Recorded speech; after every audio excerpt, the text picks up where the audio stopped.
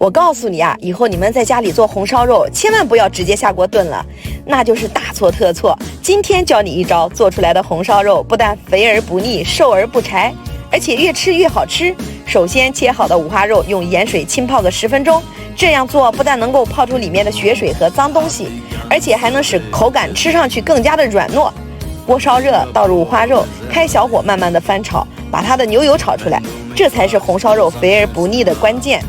熬出来的油脂不要倒掉，留着，下次可以烧萝卜。然后把五花肉倒入砂锅，加8个鹌鹑蛋、葱姜八角、干辣椒，倒入生抽、老抽、蚝油，再加1罐82年的啤酒，适量的盐和老冰糖，盖上锅盖，大火烧开，小火慢炖1个小时，然后再开大火收汁即可。这样做的红烧肉软烂入味，越吃越过瘾，而且做法还特别简单。你也赶快点赞收藏做起来吧。